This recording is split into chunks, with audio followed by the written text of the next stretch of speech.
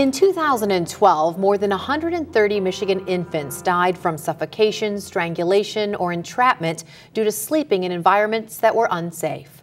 Hello and thanks for joining us. I'm Laurel Hess and this is Comcast Newsmakers. Joining me now is the CEO of Tomorrow's Child, Sarah Scranton. Thank you so much for joining us today. Thank you for having me. And very timely because September, I understand, has been designated by our governor as Safe Sleep Month. So you are trying to get the word out on how we can all help to make our infants sleep a little safer.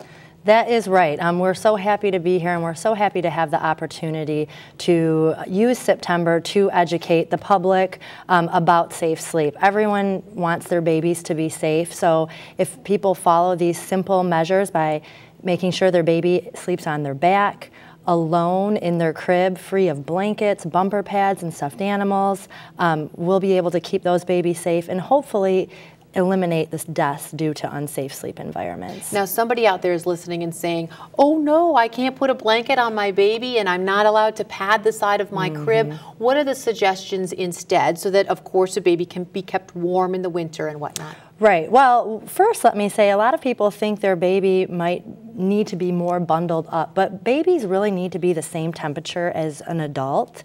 And so instead of using a blanket, what we recommend is using a sleep sack. It's sort of like a big sleeping bag or a little sleeping bag for a baby that just zips up. It can go over a onesie, it can go over a sleeper if it's the winter time and they need that extra warmth. But we don't recommend blankets because if a baby sleeps and rolls over, it could get tangled in a blanket and unfortunately it could suffocate.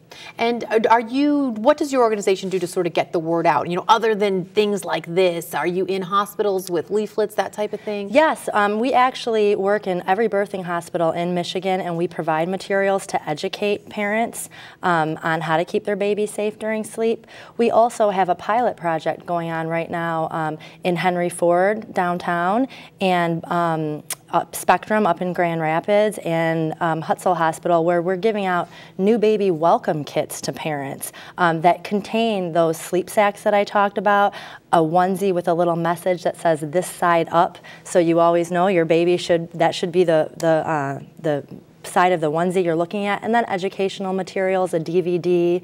We work with a lot of hospitals to implement policies within their systems so that the nurses there then know how to teach safe sleep, but it's also the nurses that come down the road will know because it's a policy within the hospital to make sure all of the nurses go through teaching and curriculum related to safe sleep. And if you can get the word out so that new mothers, caregivers are having their children, infants today, sleeping in a safe environment, how big of a difference could we make as far as infant mortality in general in Michigan? Well, we actually could make a huge difference. You know, infant mortality is a huge complex issue, but this piece of it we could actually change because if we did eliminate all of the unsafe sleep deaths, which we have to remember, they're all preventable, we would be able to bring our rate below the national average. And unfortunately, accidents do happen, children do die. You also provide grief support when that does happen. Yes, we do. We actually provide grief support for families who have experienced an infant death and also those who have experienced a miscarriage or a stillbirth.